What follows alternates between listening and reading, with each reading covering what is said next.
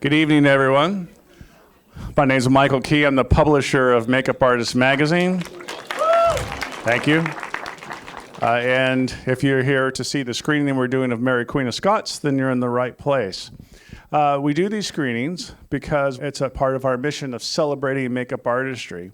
And we have the great privilege of being able to do so. I can bring people from far and away and that are part of our tribe that we don't normally get access to. We may not spend time with them every day. But it's lovely to be able to hear their story. I've been doing this 22 years now, and I've interviewed hundreds of makeup artists. I have found that no two have the same story. Each one is like a snowflake. And although we're going to focus on one film tonight as we celebrate that, but it's lovely to be able to do that. It's the first time that I've had the privilege of interviewing Jenny on stage. Hopefully it won't be the last. We're looking to do that. But she is, if you're doing a period film, she's going to be in your short list of artists that you want to talk to. She is one of the most prolific artists that have done period pieces of all the people I've ever interviewed. So it's great. How many have seen the trailer for Mary Queen of Scots? So good, like the majority of you. If you haven't seen it yet, you're in for a treat. Even if we didn't have Jenny here, it would be a great treat. It is rich with color and texture and composition and cinematography. It's a fantastic film. I have seen the trailers. I have not seen the film yet, so I'm so looking forward to it. But what makes the cherry on top of the cake for that is we get to spend a little time with Jenny to understand her inspiration, hopefully understand a little bit of her process of how she goes about this, and what is also unique with this particular film. We're starting to do more of these, be able to celebrate these with these screenings. Last year we did The Darkest Hour. How many of you were here for Darkest Hour last year? A few of you. That was a wonderful event. We'll be right back here again on December 10th with Oscar winner Mark Coulier for Suspiria. So watch that. It's going to hit your email at the beginning of the week. So we love being able to do these because it's a pretty unique way for us to celebrate the art of what we do and also our extended tribe. On that note, I would like to welcome Oscar and BAFTA winner Jenny Shircore.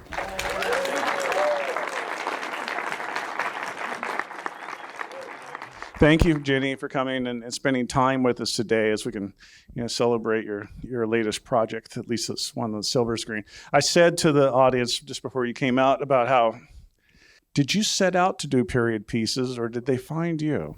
My background is through BBC television. Mm-hmm. I started there, and the BBC is well known for doing period pieces.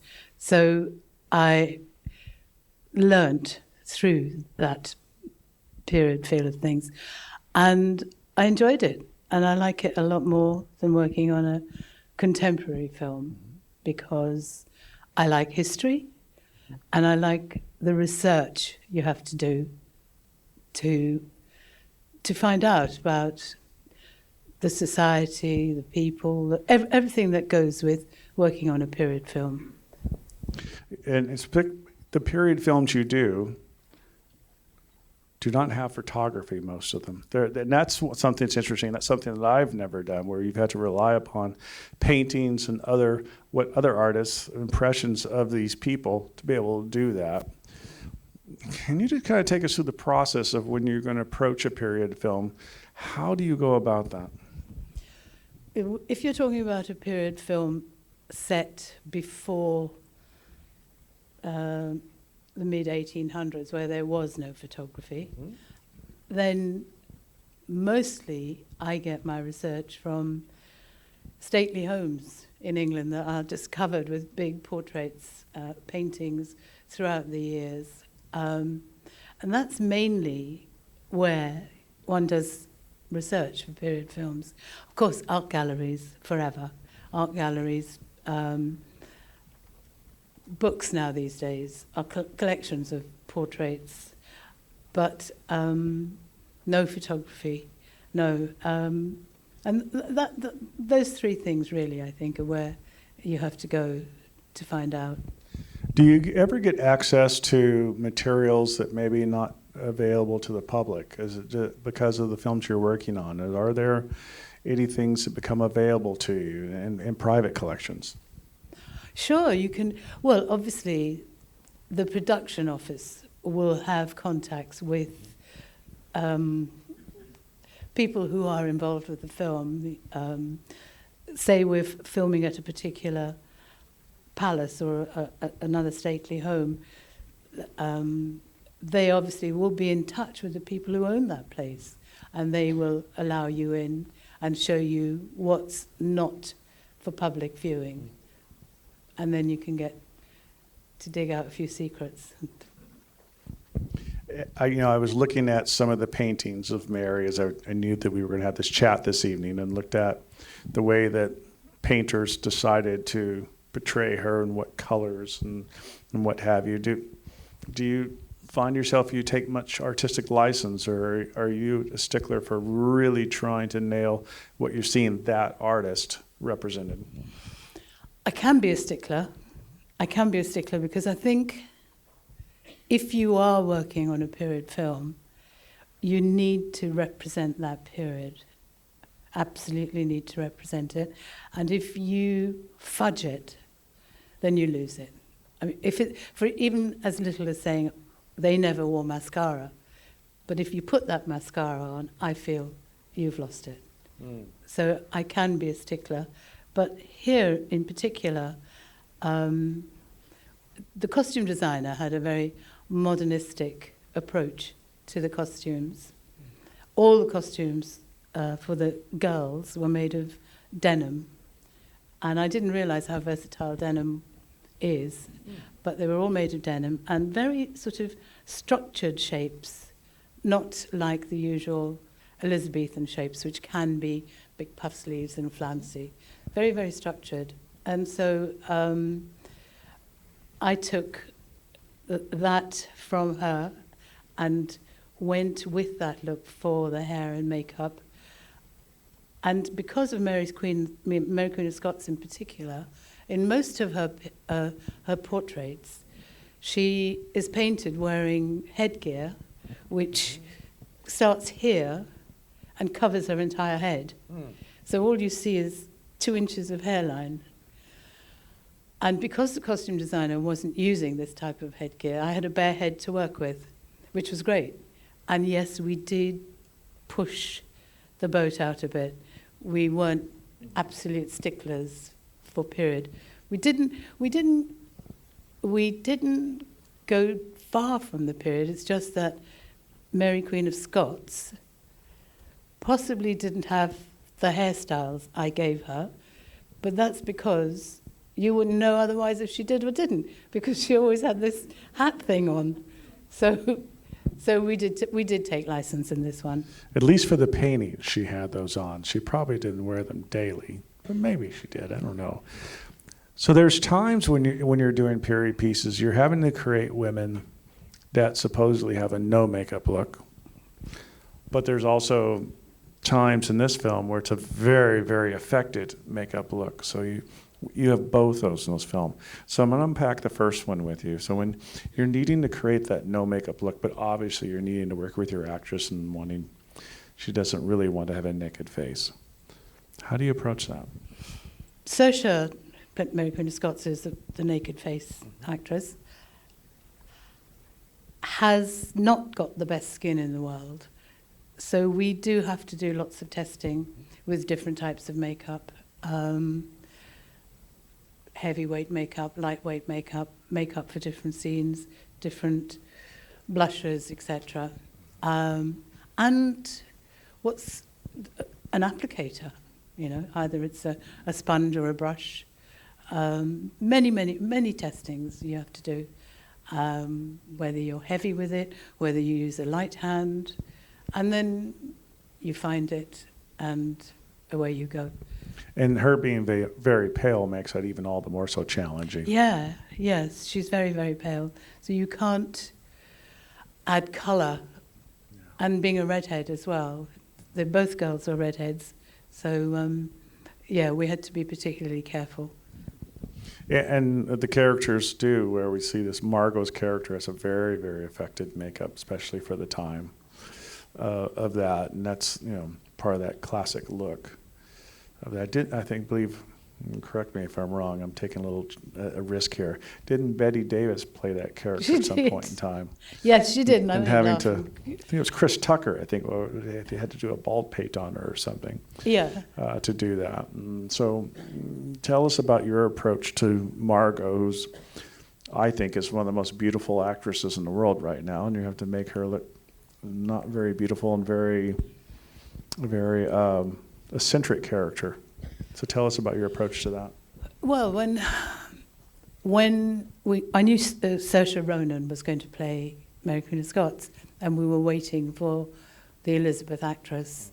And when I heard it was Margot Robbie, I knew Margot because I'd worked with her on a film a few years before. Oh, okay.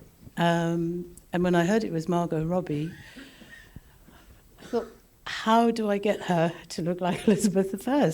Because always when you're doing Elizabeth I, that end look you're trying to achieve is that iconic portrait of her, which is the white face and the wig, with thin lips and no eyebrows. And I thought, well, here's Margot Robbie. How the hell do I do that? So I called the director, Josie Rourke, and I said, you've got Margot Robbie. What do I do? I said, I would like to change her skin, her eyebrows, her nose, her mouth, her hair, her hairline. I said, but obviously, this is where the money people come in and the producers. They always say, that's the money, leave them alone. Don't touch a hair of their heads. So when I phoned Josie and spoke to her, telling her what I'd like to do, she said, go do it. And so that was absolutely awesome for me to be able to start thinking how to change her and get her to that portrait look. So for the real Queen Elizabeth, what was she doing what kind of products was she using to create that look? And I'm going to piggyback this question onto it. Do you ever try to use the original types of materials, or are you using a modern facsimiles? Well, you use modern facsimiles, yeah. You can't use those materials because there was zinc and mercury mixed with all sorts of funny... Margot didn't want to wear zinc and mercury? Well, you can't do that. Women have died using those makeups right up until the end of the 18th, 19th century. Yeah, so no, they're modern facsimiles. Where do you like to look for materials? I'm not talking about specific materials, but when you're wanting inspiration for that, where do you go looking for them? In respect to... There's some materials in general. Do you like to go to the makeup shops, or where do you find something that's new or different? I occasionally go to the makeup shops, yeah, but more often than not, I have a sense of what I want and what the texture should be, how it should feel, what it should be able to do. And if you're working on a very big film, I can't spend days going out in makeup shops, as much as I love to do that. So I have my assistants who go out looking for stuff, come back to me, and then we'll try it out. Yeah. Good. You said something. I want to pull that out. The people that work with you, obviously, you work on films of quite scale. They have a lot of responsibility. We haven't even talked about the male characters with all the facial hair, because the women are really our front and center in this particular project. But the people that work with you, that's your team, how long have they been with you, and where do you find people? The team that were with me on Mary Queen of Scots have been with me for 10 years. Not all of them. Some of them have. And usually people stay with you for a long time. But then, of course, there comes a time when everybody wants to go and do it for themselves. So you find new people, you see new people. I watch all the time.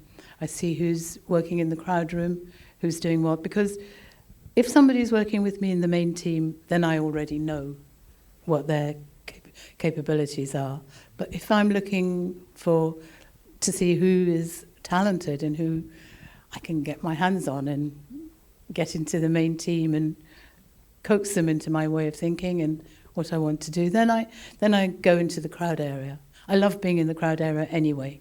I love it because if the crowd don't look right, you can forget it. If the principals are lovely and the crowd are rubbish, forget it. So the crowd area is equally important.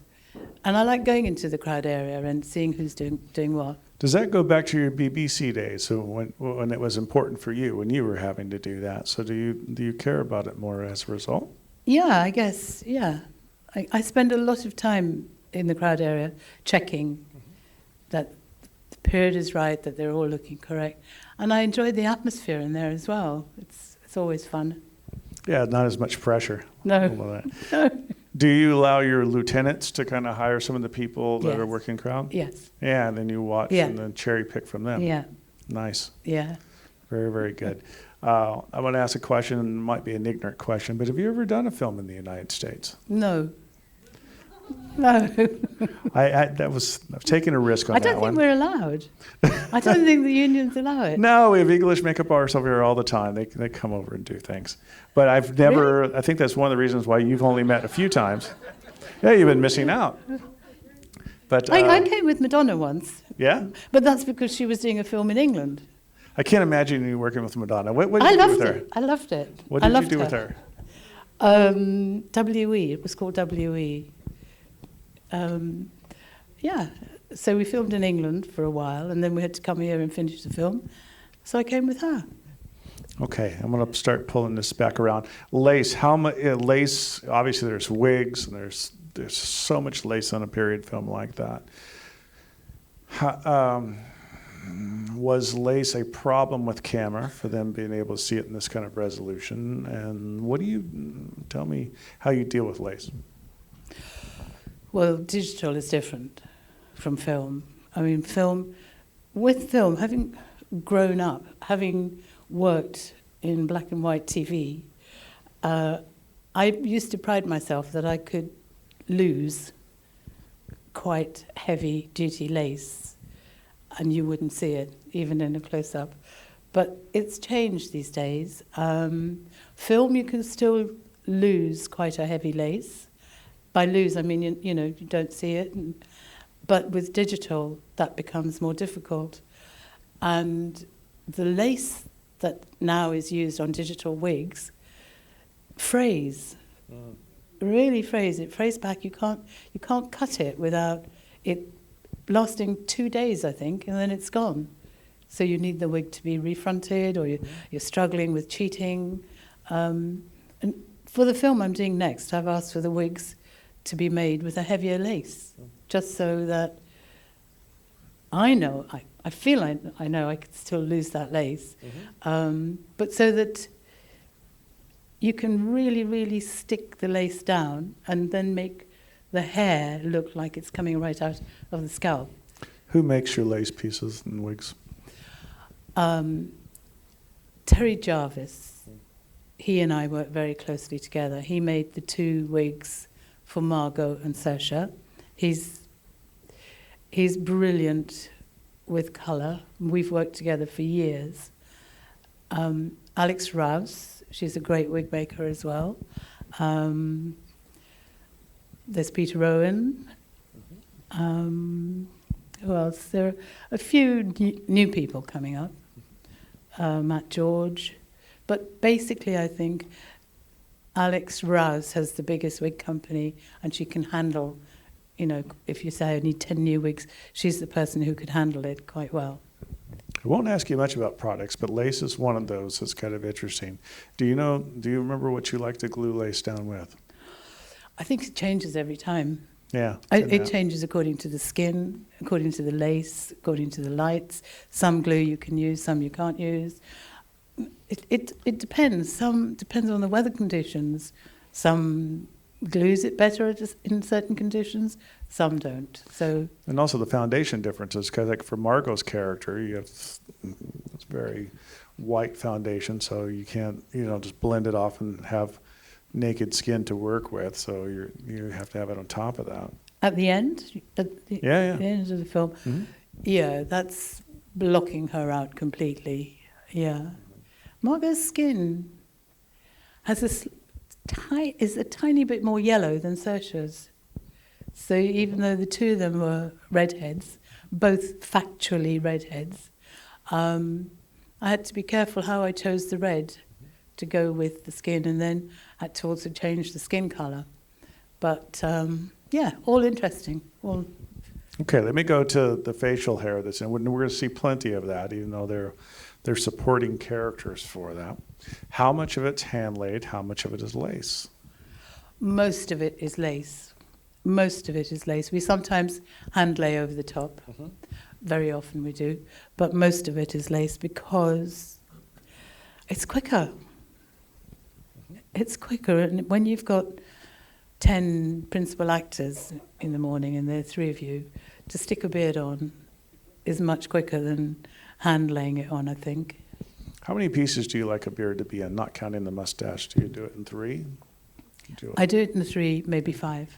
Mm. Yeah, if we need those bits as well. So 1, 2, 3, 4, 5. It's probably easier for you on your side of the pond to find people that can lay and dress hair more. So it's getting more rare on our side, and so that's one thing that definitely, your tribe over there do well. Yeah. But can you find as many people as you would like to have? It's picking up, yeah. More and more people are going to classes for laying on. Yeah. Good. Are they teaching that in school where they're actually dressing with irons? Yeah. Good. Yeah. I'm glad to hear that, actually. Yeah. Yeah, they're starting to shy away from it here. They get a little scared about lawsuits, because you people are burned getting someone. burned. Yeah. Oh, right, okay. I'm surprised because I know in England now, all health and safety, everything's about health and safety. Yeah. And I'm glad they haven't done away with that. No, it's a growing interest. More and more people are learning. Good. So, admittedly, I haven't seen the film. This will be my first time watching it. I know what's in the trailer. There's the ladies and with the facial hair. Anything else particularly about the makeup that we're about ready to watch that you would want to point out that we should keep an eye on? It's all there. Technically, you'll see what's there and you'll know how to judge it, etc.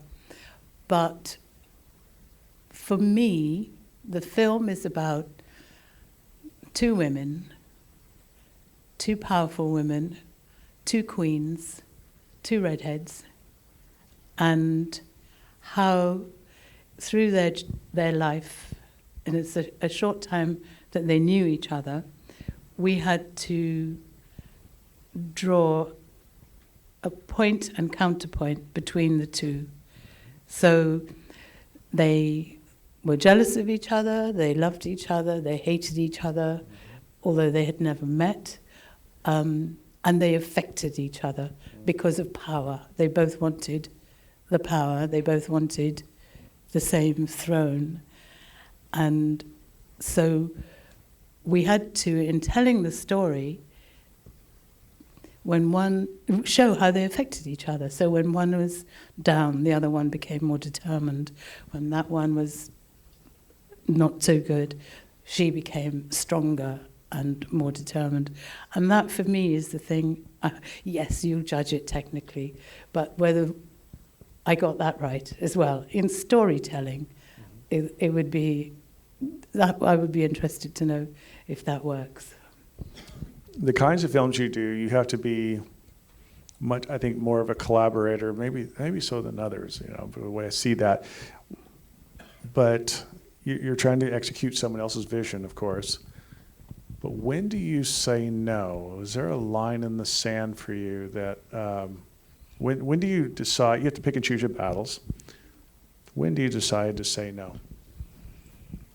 To the director, to the actors, Sure. Whenever. Okay. When I feel very, very strongly that that they are not as right as I am. Do they listen to you? Yeah. Yes. Actually, I believe you. I believe they do. It's probably because how often do you choose to do that? Not often, because I don't always think I'm the only one who's right. I listen to my assistants, you know. If they have something to say, I listen to them, and, you know, I take it all on board. I have been told that I even listen to the guys in the catering wagon if they say something.